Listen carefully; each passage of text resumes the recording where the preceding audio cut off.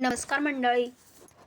आजचा विषय असा आहे की जो ऐकताना मन शांत करतो आणि डोळेसुद्धा आपले ओलावतो आणि आतून श्रद्धा जागवतो. बघताना घरात अचानक एक पीस सापडतं. पीस म्हणजे पंख. ना कुठे पक्षी दिसलेला असतो, ना ते पीस तिथे कसं आलं याचं उत्तर मिळतं. आणि तरीसुद्धा ते पीस अगदी नजरेसमोर आपल्या येत असतं. तेव्हा आपल्या मनात एकच प्रश्न उभा राहतो की हे नेमकं काय आहे आणि योगायोग की स्वामींचा काही संकेत. तर बघतांनो, आयुष्यात काही गोष्टी अशा योगायोग नसतात. विशेषतः ज्या गोष्टी आपल्या मनाला स्पर्श करून जातात, ज्या अचानक घडतात आणि आपल्याला विचार करायला भाग पाडतात ना, त्या नेहमीच काहीतरी ईश्वराचे संकेत असतात. पीस म्हणजेच काय? तर पीस हलकं असतं, वाऱ्यावर तरंगणारं, पण त्याचं अस्तित्व खूप खोल असतं. शास्त्रात पिसाला म्हणजेच पंखाला दैवी संदेशवाहक सुद्धा मानलं गेलेलं आहे. पक्षी आकाशात उडतात आणि आकाश म्हणजेच देवताचं स्थान. आणि पंख जमिनीवर येणं म्हणजे किंवा पीस जमिनीवर येणं म्हणजेच देवांकडून माणसाकडे आलेला हा संदेशच असतो. स्वामी समर्थ भक्तांच्या आयुष्यात स्वामी नेहमी थेट समोर येत नाहीयेत, पण ते आधी संकेत देतात. कधी आपल्याला स्वप्नातून सांगतात काहीतरी, तर कधी एखाद्या शब्दातून, तर कधी एखाद्या माणसामधून आणि कधी कधी तर अशाच एका शांत पिसामधून सुद्धा. अनेक भक्तांचा अनुभव आहे की कोणी फार मोठ्या संकटात असताना सुद्धा घरात अचानक पीस सापडलं आणि कोणीतरी आजारी असतानाच देव्हाऱ्याजवळ पीस दिसलं त्यांना. तर कोणी मनातून पूर्णपणे खचलेलं असताना त्यांना पीस हातात पडलं आणि त्यानंतर हळूहळू त्यांची परिस्थिती बदलू लागली. तर भक्तांनो, पीस सापडणं म्हणजे स्वामी सांगतात की मी तुझ्या पाठीशी आहे, तू एकटा नाही आहेस, तुझी काळजी घेतली जात आहे, मी स्वतः तुझी काळजी घेतोय. खूप वेळा असं होतं की आपण बाहेरून हसत असतो, पण आतून खूप तुटलेलं असतो, आतून खूप खचून गेलेलो असतो.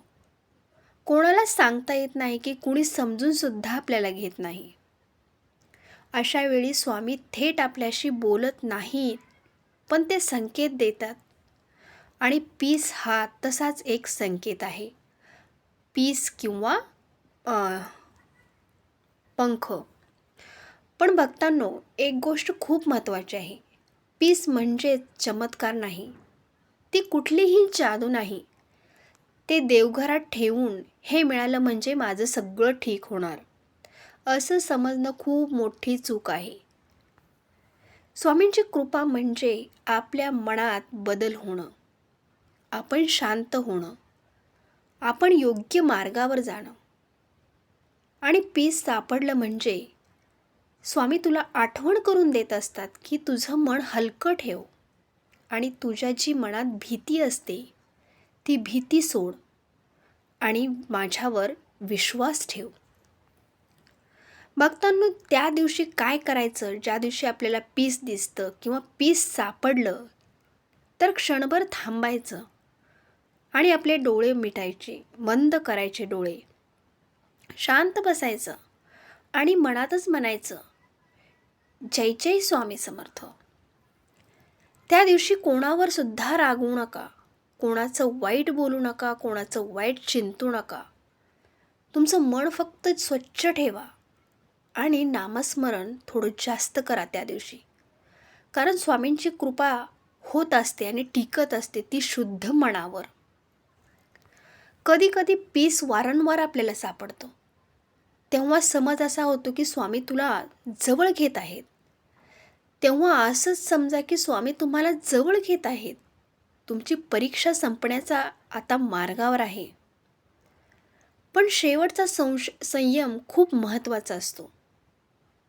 स्वामी आधी मन मजबूत करतात आपलं आणि मग आपली परिस्थिती मजबूत करतात. ते आपली परिस्थिती मजबूत करण्यासाठी आपल्याला असे अगोदर संकेत देतात आणि नंतर आपली परिस्थिती बदलायला लागतात. आज खूप लोक म्हणतात, मी खूप पूजा करतो, तरी का अडचणी येतात माझ्यासोबत? मलाच का हे सर्व वाटेला माझ्या?